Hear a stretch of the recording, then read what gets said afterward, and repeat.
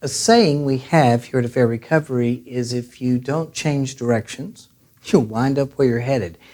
And there's probably no place that's more true than when it comes to ending an affair. You have to begin to plot a course, a new direction that's actually quite appealing to you. It's just like if you're trying to sail to Hawaii, if you're off just a few degrees, you're not going to hit the Hawaii Islands if you're in a boat. You've got to be pretty exact in where you're going. So you don't want things to be muddled as you begin to move forward. If you're like me, and you're the one who was the wayward spouse, my problem was that I'd created a vision with my affair partner that was actually really appealing. It was a future that I could sink my teeth into, and it seemed really cool. On the other hand, the vision that I saw in my marriage, if I were to stay in that, really sucked. It was pretty dark. I mean, it was nothing but, misery and pain or whatever. I needed to be able to let go of that vision that I had with my affair partner and begin to dream again with my wife. To shut down an affair, one of the things you need to do is quit giving it airtime and longing for what might have been, and instead replace it with something else that is intriguing to you. Think about it. Just like the dreams you had in childhood, you may have dreamed of being a fireman or perhaps an astronaut or a doctor. And maybe that's not where your career went, but most likely you're not really upset that that didn't happen because those were childish dreams. There were dreams in the past that now seem irrelevant because you've got a different life. You've got something else. And that really is true if you've made something meaningful of your life. And here is a chance, it's a turning point when you can begin to change things. I had someone tell me once that they were going to live to be 147 years old, and I said, well, how are you going to do that? And they told me, they said, well, as long as majority of my life is still in front of me, he said, I think I'll keep living, but when the majority of my life feels like it's behind me, I think people give up and they just sort of die. And so I think the trick is to keep the majority of my life, every 15 years, I've got to have a bigger dream, a bigger vision of what to do next so that there's something for me always to live for. And I think in recovery, it's very much like that. You want to create a bigger dream with your mate, something to live for. Your old marriage is gone, in my opinion. It's time to create something new with your mate.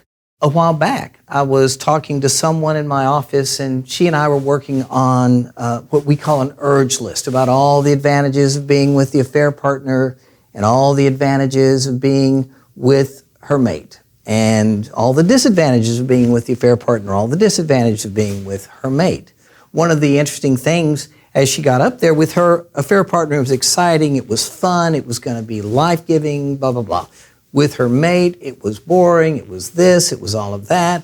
And I looked at it, I said, holy smoke, that must be a really hard decision. Why in the world would you want the boring life when you could have the exciting life? But here's my question. What makes you so dependent on your mate or on your affair partner to have a great life? I mean, why is it that you have to have a different person to be able to start living? Why can't you just start living regardless of whether you have this person or that person? Only 10% of our happiness is based on circumstances. In fact, 50% of it's genetic. We're either predisposed to seeing the glass half full or half empty. But 40% of it's about the choices we make and how we choose to live. And oftentimes it's about us growing up and making choices to build that new life, something we can enjoy. Hanging on to that someday dream is only going to prevent you from going all in and finding, I think, that abundant life that I would like you to have. It's going to rob you of discovering what you do have in this life because you're always going to be longing for a life that isn't going to be. Donald Miller, in his book, A Million Miles, 1,000 Years, says that fear is a manipulative emotion that can trick us into living a boring life. He even says, I think this is when most people give up on their stories. And one of his points in that book, and it's a great book, I suggest you read it, is that a boring life isn't about who you're married to. It's not about the cast of characters, but it's about the plot that you choose to write and how you're going to live your life. That's some of the happiness research will say the same thing. You don't need to change the cast of characters to end up having a great life, but you sure as heck need to begin to change the plot, and hopefully that's something the two of you can do together to begin to change things. For instance, if you had put your life up, your marriage up in a movie theater, and people had gone to watch the movie, would they have found the plot of the life that y'all were living prior to all the drama now that's happening? Would that have been an exciting movie, or would it have been a real yawner where people would just be going to sleep going, oh my gosh, because it was just dull? If that's the case, when you begin to change the plot and you begin to live for something new, things begin to change. He told the story about one person whose kid, I think, was acting out. I may not recite this story perfectly, it's been a while. And Donald had asked the gentleman, he said, why don't you describe your life as a movie? I mean, what type of movie would it be for the audience if they looked at your family? And he said, really boring, a lot of routine.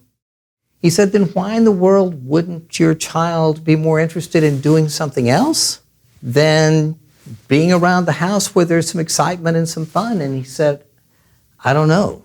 So that night he went home and he told the family he had just committed them to raising something like $1 million for an orphanage over in India, and they were going to start traveling to India and get this orphanage set up.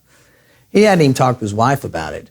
But by simply setting a goal, something as crazy as that, he totally changed what the plot of their family was about and totally changed the direction of their lives in a positive way, not by changing the cast of characters, but by changing the plot. So let go and begin to dream what you can do today to live a better life. If this resonates with you, please know you're not alone. Hope for Healing is our online course designed specifically for wayward spouses who are ready to turn their pain into a new beginning. You'll be given tools to rebuild trust, gain clarity around your relationships, and create a future that is no longer weighed down by regret, but rather lifted by hope. Registration for Hope for Healing closes soon. Please don't let this chance pass you by. Your journey towards redemption and renewal begins here.